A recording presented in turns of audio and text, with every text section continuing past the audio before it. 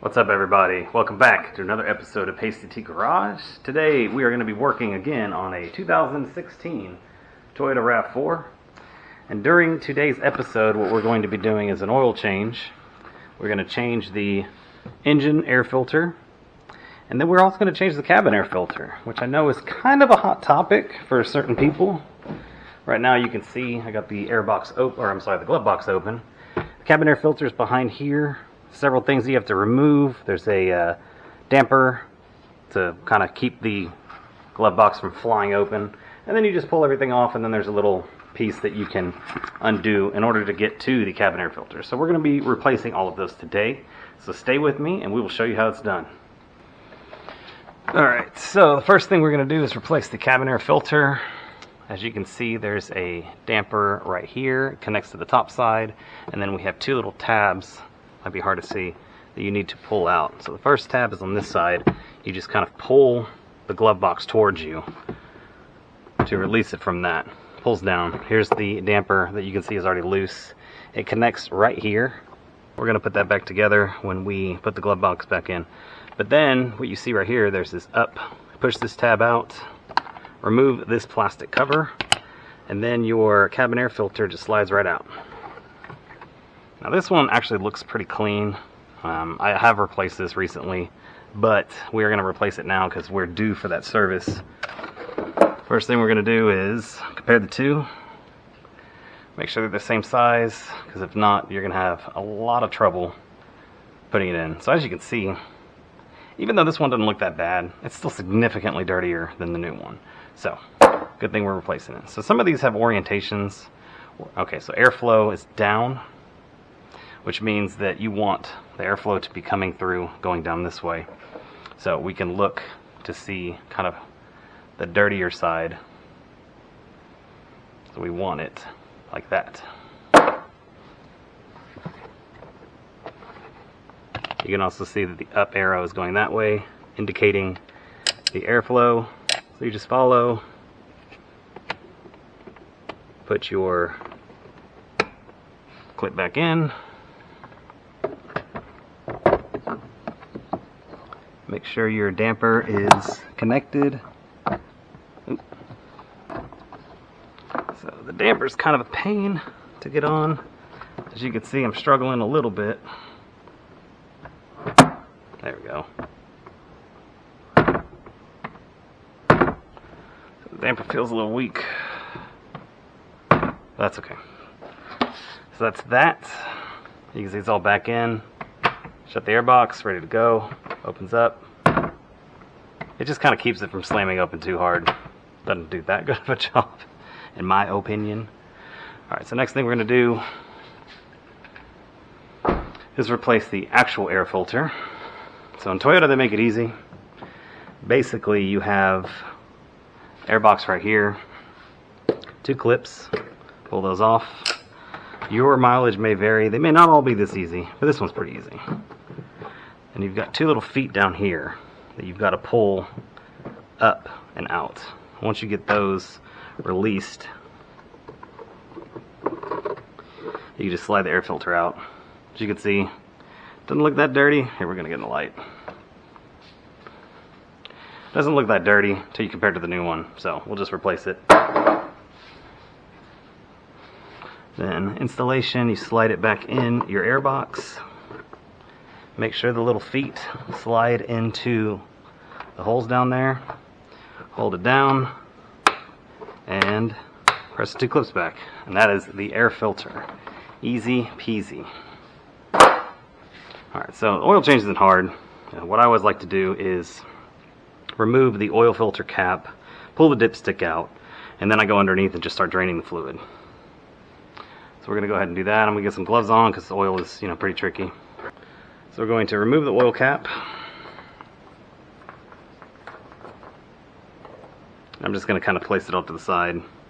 Pull the dipstick out. Now, on newer model Toyotas, they use a special kind of filter housing, and it is imperative to have a filter tool like this. You can see these little notches that are cut out. That's going to grip in the housing so that you can open it up. Because if you don't have this, it's going to be a pain to get the filter out.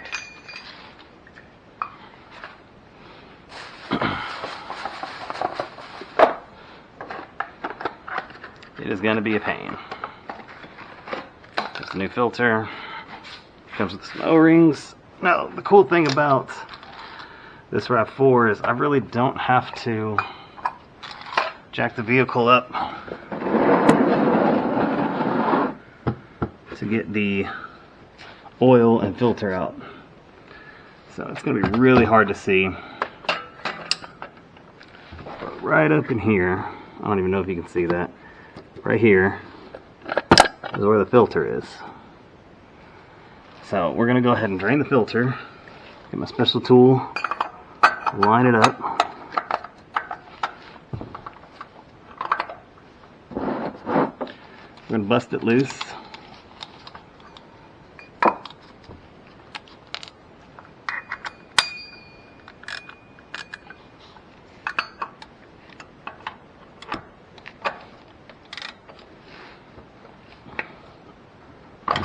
Come on. Okay. Now, if you over tighten this filter housing, and I'll show you this housing once I get it all the way off, you're going to have a world of pain trying to loosen it. A world of pain. In fact, the dealership that did the initial oil change on this vehicle over tightened this filter housing a lot. And it was not easy to get loose. So we're just going to dump the filter in there. We're going to let that drain a little bit. We're going to pull this out, clean it up a little bit. Just going to let the fluid drain. Just got to change some O-rings out.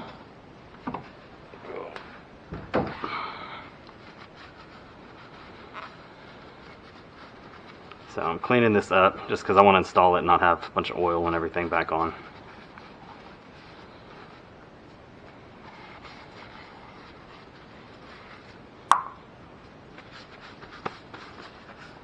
Grab my tool.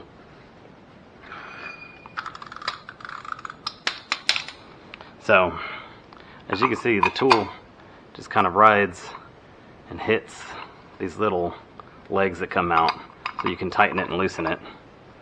If you don't have that, it's kind of a pain to get this filter housing out. I picked this one up at Advance Auto.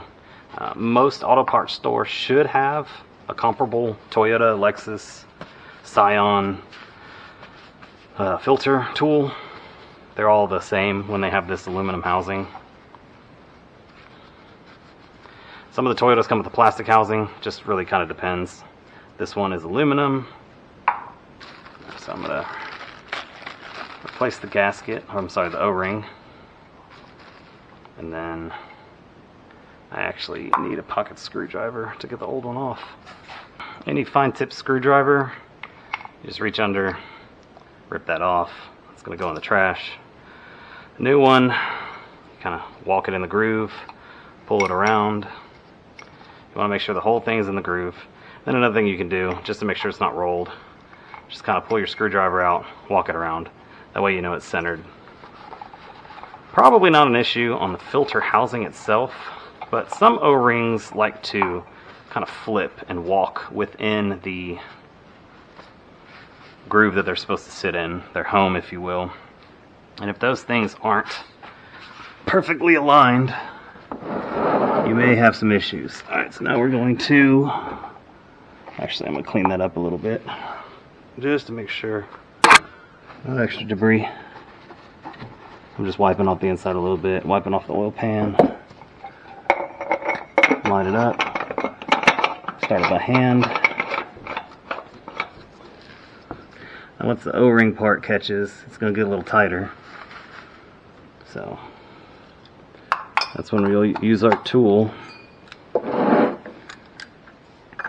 And again, we're not going to go crazy.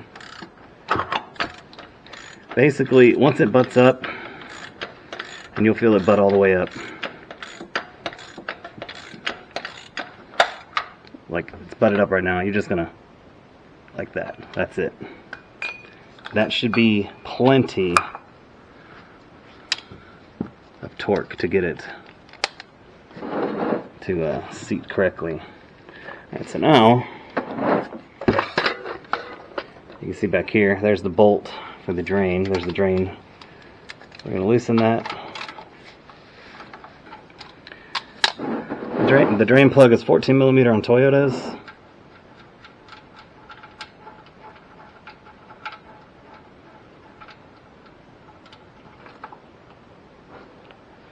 Right, we'll let that drain.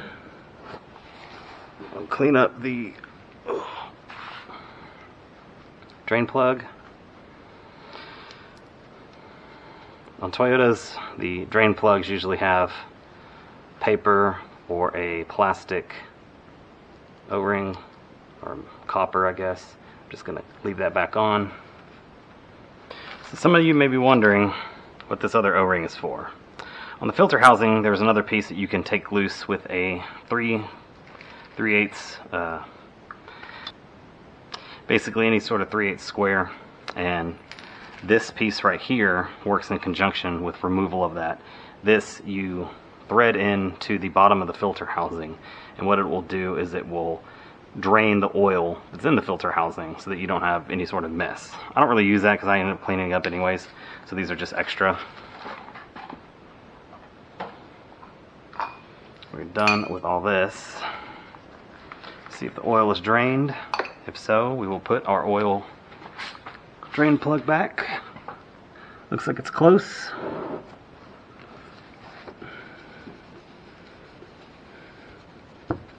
It's not a big deal to allow all of the oil to drain. You just let it sit there for a couple minutes. Once it gets to be like a really fine trickle, that's most of the oil.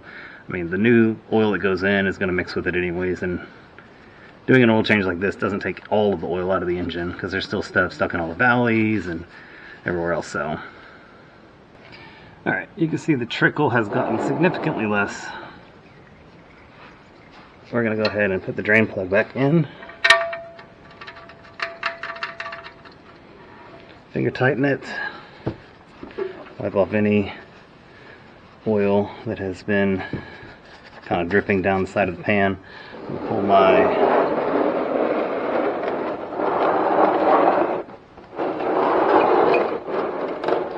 drain pan out of the way. We're going to go ahead and tighten this.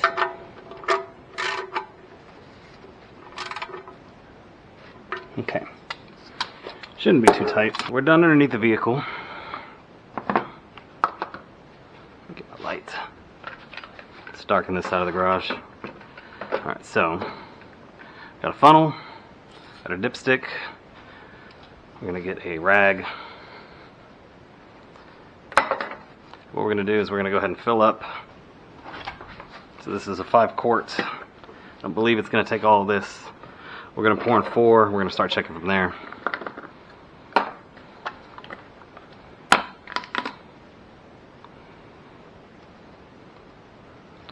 That's trash.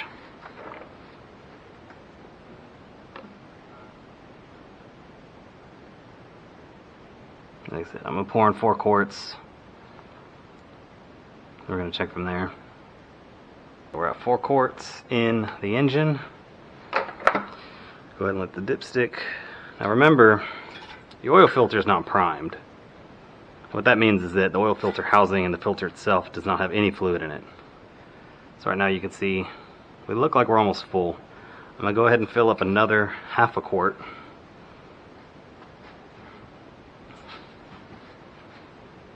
We want a little bit above the dipstick line, because what we're going to do is once the engine starts, it's going to suck oil into the filter, it's going to suck oil into the filter housing, and your dipstick level is going to lower. Okay, so that looks like it's 4.5 quarts. Wipe off dipstick again.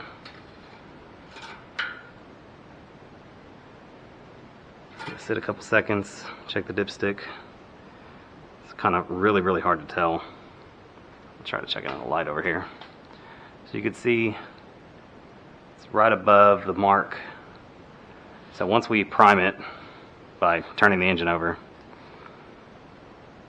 that mark will drop, and then we'll have full oil.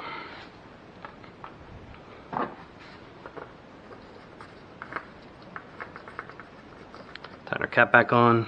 Do not want that loose. You want the dipstick in as well. That's not as important, but you definitely want the oil cap on when you're starting the vehicle. So the next step that we're going to do is just check the oil after it's been primed. To prime the oil, all you're going to do is turn on the engine for about 10-15 seconds, turn it back off, take your dipstick out, clean your dipstick, check it again with the oil. We're going to go ahead and do that now.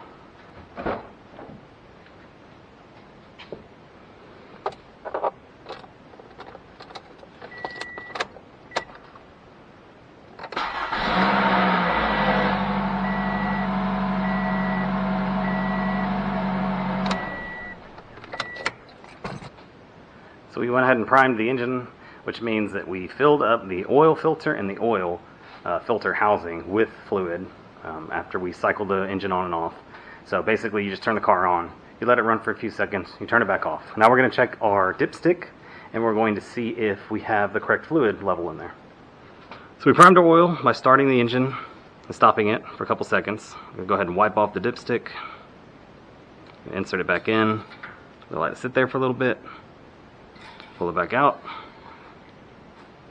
What you're looking for is a mark halfway between the low side and the high side.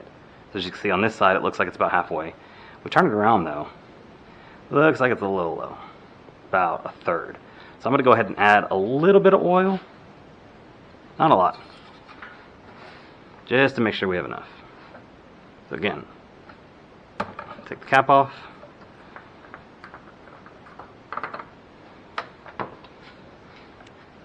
Our funnel.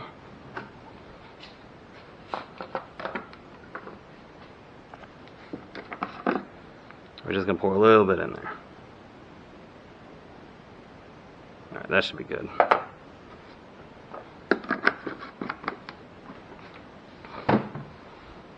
God.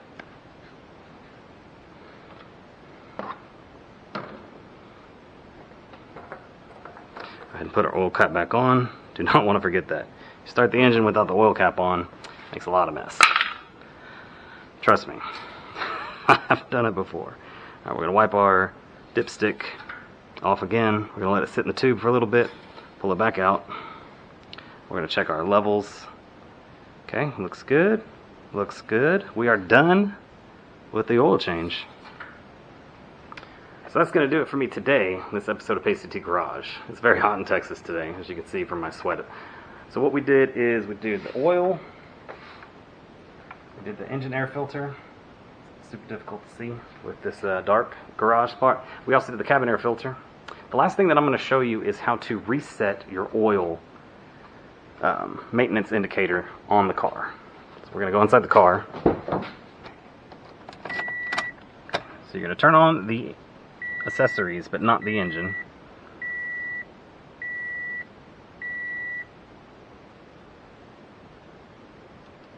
Alright, so it says maintenance required, visit your dealer. We're going to back out of that. We're using these buttons over here. You're going to hit over until we get to vehicle settings. You're going to hit the enter button, which is this center part. Schedule maintenance, press the middle part to do it. Reset data, yes. Data has been reset. I'm going to back out. We're going to go to the hazard sign. It says no messages, which means we reset it, and that's it.